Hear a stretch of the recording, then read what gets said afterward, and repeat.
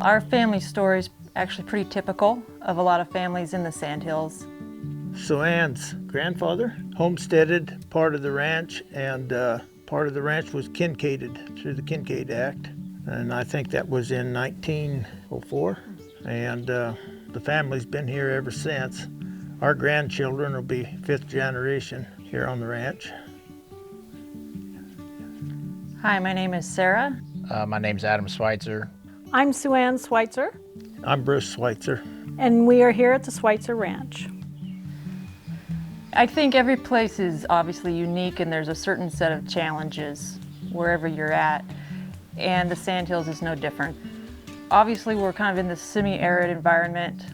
Drought is always hanging over our head. In our management, that's one thing that we really want to try and do, is be as resilient as we can.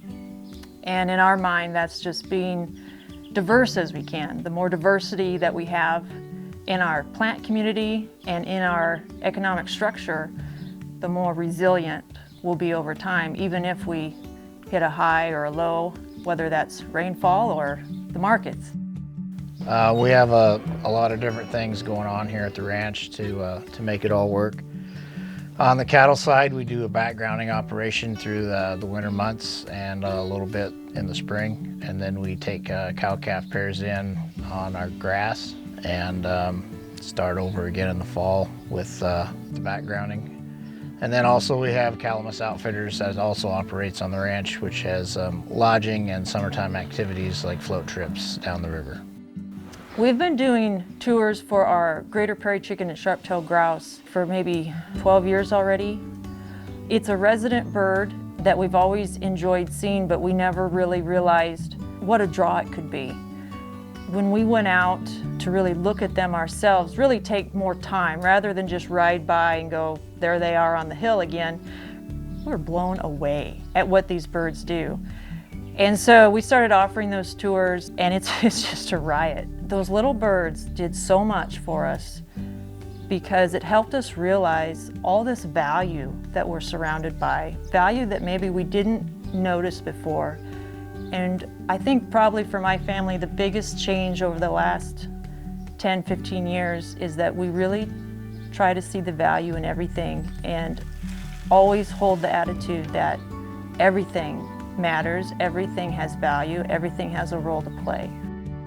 When you start to look at all those little things that's part of the system and how it all works together, it just makes the ranch stronger. We're right on the eastern edge of the Sandhills, so it's pretty sandy here. But we got pretty good grass cover, and we have really good groundwater. On our ranch, we utilize what shaped the Great Plains. We utilize grazing, and we utilize fire, and we utilize that interaction that happens right after a burn. And that has really helped us to encourage that diversity and to watch the land go through those stages, after a burn. It changes over time, and that's good because we want everything on our ranch to look a little different all the time. So it's great to put those management practices, on the ground because it disturbs it. It encourages some different things to happen on the ground.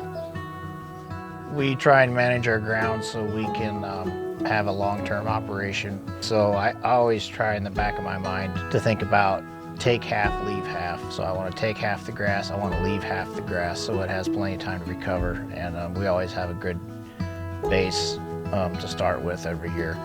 To do that, we do rotational grazing. We also implement fire to take care of our invasive species and kind of invigorate the ground.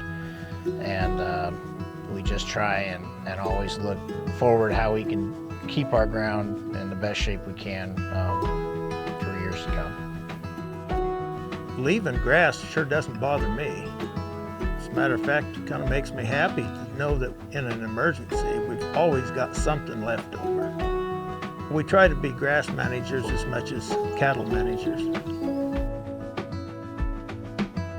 Pretty much everything we've ever done is a family affair and still is. I think that we hope that our kids and their children, our grandkids, will be able to stay here on the ranch if they want to. We've built up some diversification so that hopefully it would be able to support more families, and our hope is for our grandkids, if they want to be here, they will be able to be here.